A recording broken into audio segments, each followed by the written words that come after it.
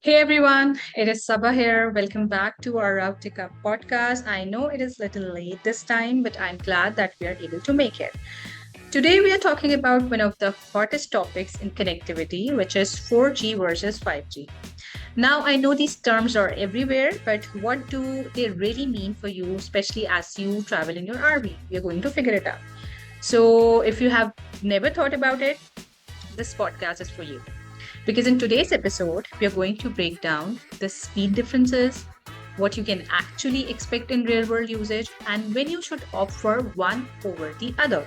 And of course, I've got Joseph here to help us understand the nitty gritty details. How are you, Joseph?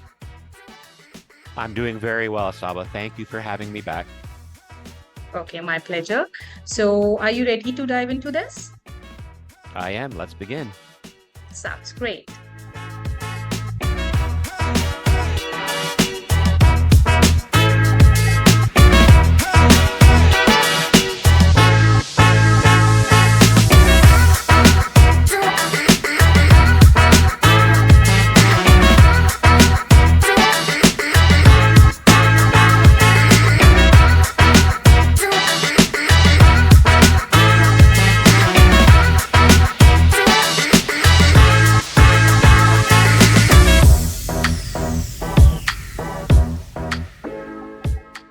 So I'm going to start with the basic, Joseph. Could you please explain what 1G, 2G, 3G, 4G, and 5G cellular mean in general terms?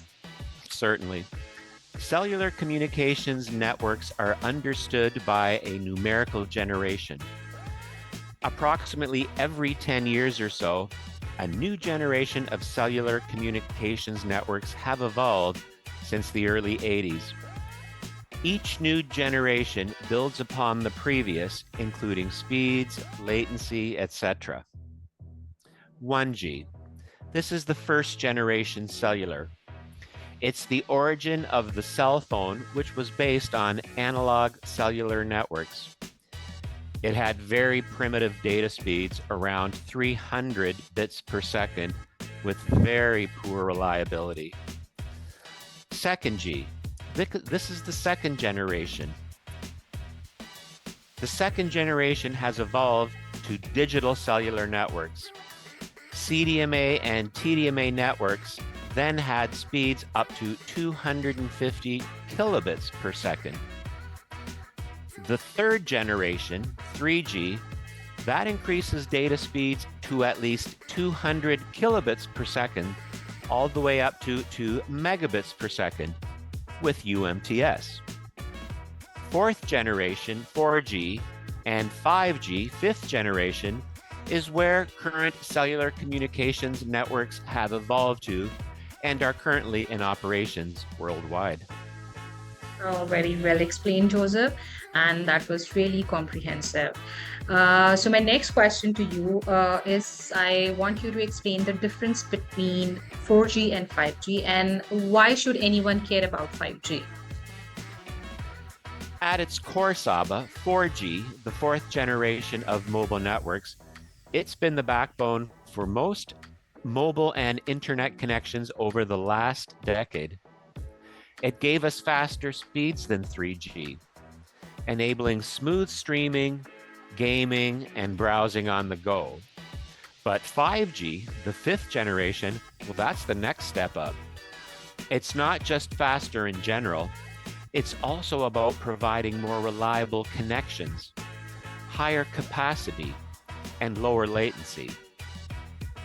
In more simpler terms, 5G is designed to deliver ultra-fast speeds, and it's also built to handle a lot more devices simultaneously without slowing down.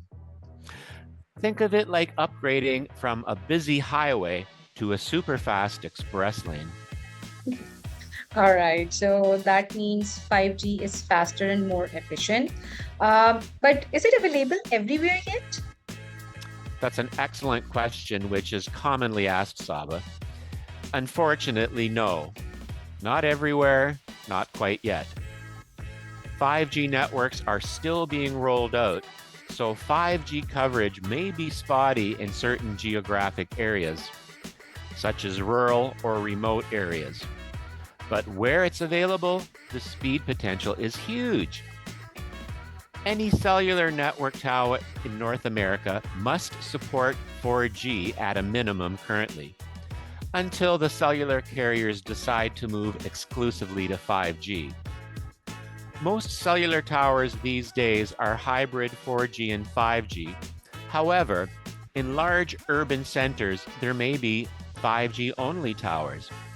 Nonetheless, there will also be 4G coverage from another nearby tower. Naturally, with the passage of time, 5G will become most prevalent before 4G is finally retired, just like the previous generations of cellular communications beforehand. That makes sense. Now I want to talk about numbers. What kind of speed differences are we really, talking about when it comes to 4G versus 5G? Sure. On 4G, you can expect download speeds anywhere from 20 megabits per second to 180 megabits per second in most cases. Of course, this depends on network congestion, your location, etc. Now, 5G, that's a game changer. In 5G's best conditions, you can hit theoretical download speeds from 100 megabits per second all the way up to 2 gigabits per second. Of course, not all 5G networks are created equal, and other factors can affect speeds, but you can still expect download speeds of 300 to 500 megabits per second in many areas. That's significantly faster than 4G. Wow, that's a big jump. And I totally get it. But is that the kind of speed everyone gets everywhere? Unfortunately, Saba, no. The real world speeds people actually experience, they depend on a lot of factors.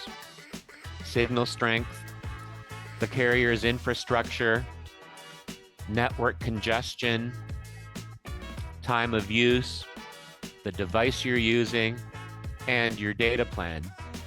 But in general, 5G will almost always outperform 4G in terms of raw speed. Okay, so we get the difference in speed, but when it comes down to it, what kind of speeds are people actually seeing when they are using 4G and 5G in the real world?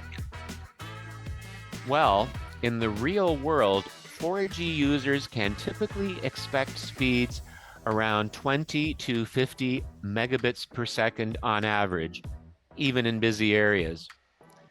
This is usually enough for streaming HD video calls, and general browsing. For 5G, the speeds can vary quite a bit depending on the type of 5G network. If you're on a typical standard 5G network, you can expect speeds around 100 to 300 megabits per second on average, which is still great for streaming 4K video, gaming, and even more demanding tasks like video conferencing. Right. So basically, if you're in a well-connected area or city with good 5G coverage, you will notice those blazing fast speeds. But if you're out in the boonies where there is no 5G coverage, 4G still does the job fine. Is that what you're saying? Exactly, Saba. 5G is awesome where it's available, but 4G still has solid coverage and speeds for most people, especially if you're in rural or less populated areas. That's great. Now I'm sure a lot of people are wondering, when do I really need to choose 5G and when 4G is just enough for me? Great question, Saba. Here's the deal. 4G, that's more than enough for most people who just need reliable internet on the go for activities like browsing, streaming in HD, casual gaming, and working remotely. It's also more widely available, especially in remote areas.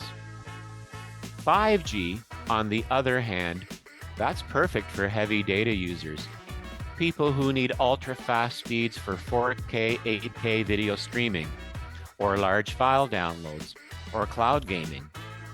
If you're in a 5G enabled area or city and you want that lightning fast internet, 5G is a no-brainer.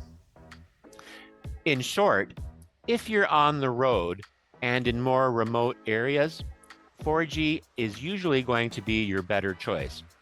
But if you're in a 5G ready area or city and you need speed, 5G is where it's at. Sounds like if you are a casual user or out in less populated areas, 4G is probably just fine.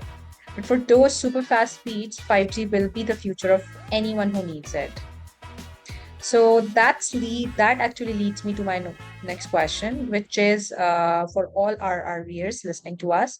Can the Explorer routers handle 5G speeds? Well, the Explorer 1 is a 4G only model. However, the upcoming Explorer 2, that's 4G and 5G ready. So if you're in an area with good 5G coverage, you'll be able to tap into those faster speeds, provided you have a 5G enabled SIM card and a compatible carrier.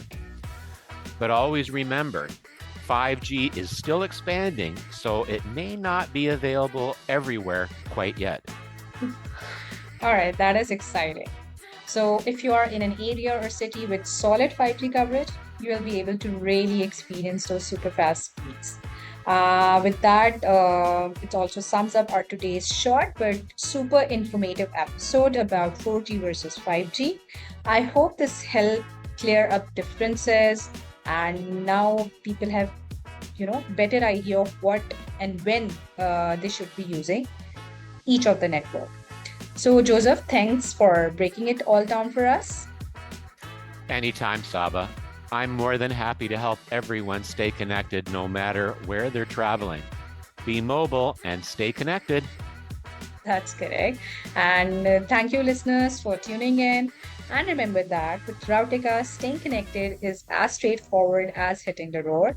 For more details, you can visit us at www.routica.com, or you can also visit our social media pages, which are on Facebook, Instagram, or LinkedIn. Until next time, stay connected wherever you are and keep tuning in for more insights and updates right here on our podcast.